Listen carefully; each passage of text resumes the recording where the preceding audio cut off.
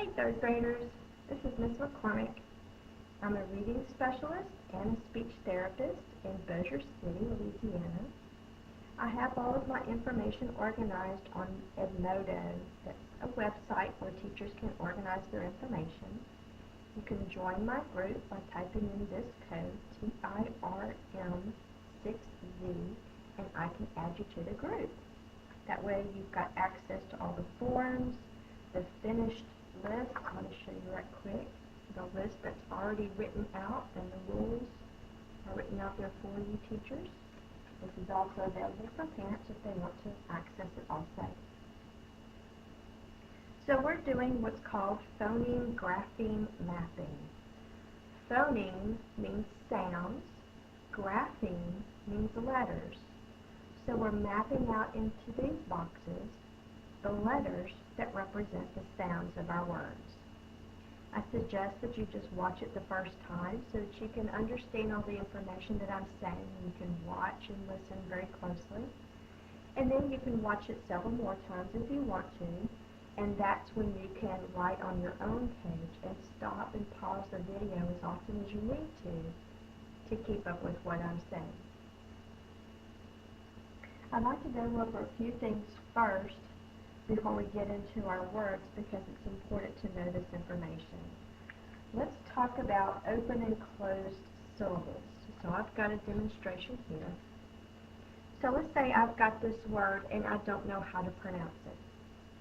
I've got a doorway here, and this is an easy way of remembering open and closed syllable types by remembering the doorway. So let's say I've got this word and I don't know how to pronounce it. The first thing I need to do is find my vowels. Underline my vowels. I can put a V under them for vowel if I want to. But the important thing is to underline your vowels. Well, to remember open and closed syllables, a single vowel, single means one, so a single vowel loves to run. So this single vowel can go to the door, we can open the door and go a long way. So we put the long mark over the top of it. The long mark is called a macron. So the macron goes on top of the vowel that loves to run a long way. So we know that the long sound is its name, O. So when I sound it out, I know this sound. G-O. Go is this word. Well, let's say that I've got this word. I'm not sure how to pronounce it. I find my vowel, I underline it, I mark it with a V. Well, now this single vowel can't go very far. He can't get to the door stays closed. He can only go a short way before he bumps into one or more consonants. So we put the short mark on the top. It looks like a big smiley face. This is called a breathe. Breathe. It's the short sound for this letter, which is ah. So when I sound it out, I know what sound this says. G-ot. Got. So if I can recognize my syllable types, then I know whether the vowel is going to be long or short, and then I can read the words better. So here's a quick summary. So for open syllables, the single vowels at the end of the syllable, the vowel is going to be long. In a closed syllable, the vowel can only go a short way. The door stays closed because the vowel can't get to it. It can go a short way, the vowel is short. A single vowel followed by one or more consonants, the vowel is short. So that's a summary of open and closed syllables, because I'm going to show you periodically in our words that the words are what kind of syllables our words have. Now, the pattern that you'll be working with this week is plurals. So there's a couple of different ways that plurals are shown in our words. We can add the S, and the S will say the sound. When you see those forward slashes, those are called virgules. When you see the virgules, that means that's the sound that it makes. So the S letter will make the sound when the word ends in an unvoiced consonant. An unvoiced consonant are the quiet consonants. So instead of the D sound, which is loud, it's voiced, it would be the T. Our voices fall when we make that sound. So it's un, or not voiced, consonants. We'll add an S to the end of the words, and it will say the L sound. When the word ends in a voiced consonant, like a D sound, or a vowel, because vowels are also voiced. We will add the ES at the end of words, and it will say S. When the word ends in a KS sound, which would be the X sound, the X letter. If the word ends in an S, now let me say the sound. When the word ends in the X, which is the X letter, the S, L, Ch, Sh, or J. So if we see in our words, we're going to have some ch and sh at the ends of words, and so we'll have to add the S. So it's two separate sounds, so we'll put them in two separate boxes. We'll also have some words that will use this rule. We'll add the ES at the end, and it says L, not as, like this says S. It just says Z. When the word ends in a consonant and then the Y, you'll drop the Y and add IES. We won't have any of these exceptions in the words that we have today. I'll bring this card up periodically as we need it. I've got your words grouped by type so that you can see that pattern very well.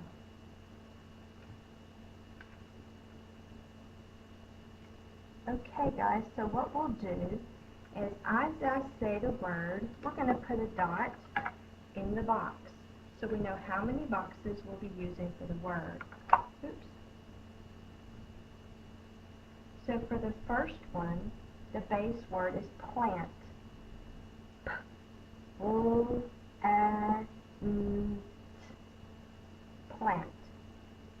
So the first sound is P. What's the first letter?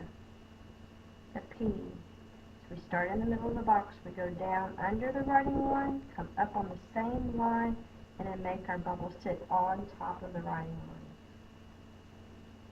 Please make sure that your bubble sits on the writing line. This is not a capital letter, so it does not, the bubble has to sit on the writing line. If you make your P's floating way up here, that's not touching the writing line, or even if you don't put your stick under the writing line, that looks like a capital letter, and that's not correct. So if you could please put the bubble on the writing line, and the stick goes under the writing line. And while we're talking about correct way of doing things, let's talk about our pencil grip.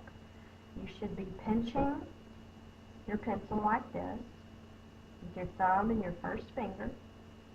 Then your next finger goes under, and then these two are tucked under, touching your palm. So as you're writing, they're supporting your hand, and as you're writing, your fingers are moving. Teachers, please go around. I know you're in 3rd grade, but I see a lot of students who don't have the correct pencil grip, and when you're learning to write cursive, you've got to use the correct strokes. You've got to use correct pencil grip and the correct sequence of strokes when you're making letters, or learning cursive is very hard. So let's go ahead and do it the right way the first time so that it doesn't cause us problems later. Alright, back to the word, plant. P. The next sound is O. Start at the top, go down. A is the A. Please make your A the correct way. Watch me. I make a magic C. The reason why it's a magic C is because it can turn into a lot of different letters. We use the magic C to start many letters. So for the A, it's a magic see, up and touch, down and bump. The next sound is mm. My lips are open, my tongue is up. It's the N. We start in the middle of the box, we go to the writing line, and then we hop over one time. And the last sound is T. Come down from the top and then cross over. Now we need to make this plural. So we need to look at the last sound. T. That's a consonant. I can feel my throat. T. T. My voice is not on, so it's an unvoiced consonant. So I will add just the S to make it more than one. Plants. The next word is pockets. Let's do the base word, the root word, pocket. P, A, K, E, T. The first sound is P, P, P. My lips are closed, so the line comes first. Come up, put the bubble on the writing line. The next sound is A. It's a short O sound. K. I need to show you this roll. There we go. The CK represents the K sound at the end of a word or syllable just after an accented or stressed single short vowel. Pockets. I'm going to get back to that in a second, but I need to show you that this is the end of the first syllable because we have another syllable. We have a two-syllable word. So let's do the second part. E is the E. Push out, up, down, and around. And T, down and across. We have two vowel sounds, so we have two syllables. Pa is the first syllable. Actually, pock in the dictionary is the first syllable. This is the accented. That's the ones you have the most force, the most stress on. So the CK is going to represent the K sound at the end of the syllable just after a single short accented vowel. So CK is going to go in one box because it's representing one sound. Let me show you this card again. CK represents the K sound at the end of a word or syllable just after an accented single short vowel.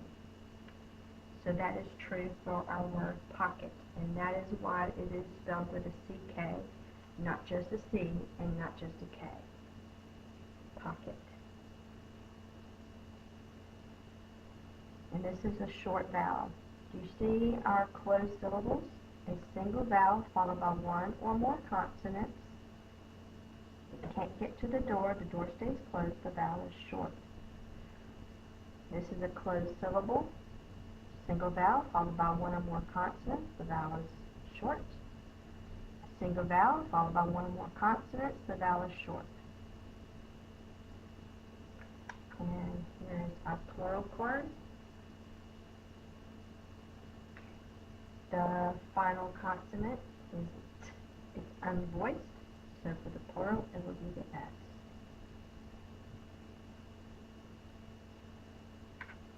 The next word is list. I wrote out a grocery list. L, is, t. The first sound is L. Come down from the top. I, start in the middle of the box, go down, and then put your dot. The S. And T. Come down from the top and cross it. Now if we need to make that more than one list, can you figure it out? All our other words we've done so far ended in a T. It's an unvoiced consonant. It's also going to be the unvoiced S. There we go. Lists. The next word is pencil. Pencil. O.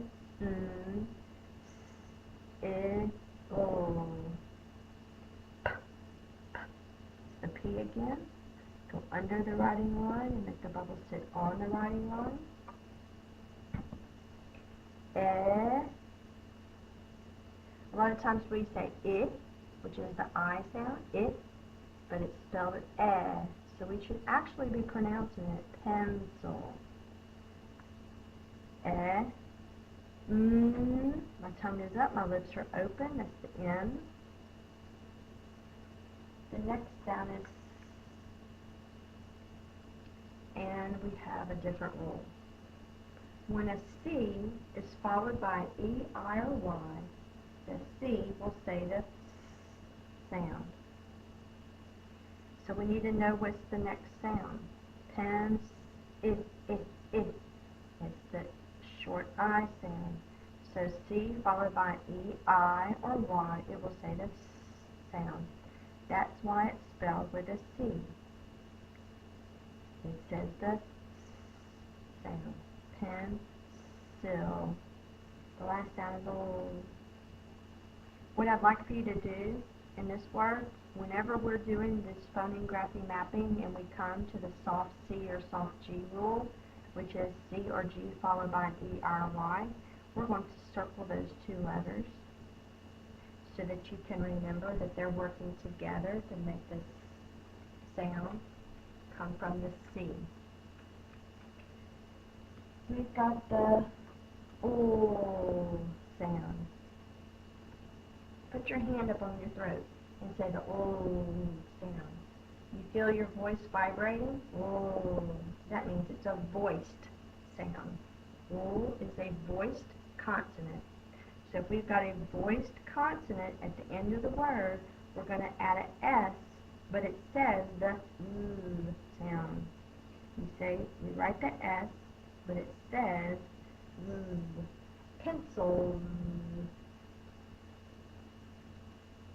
Pencil.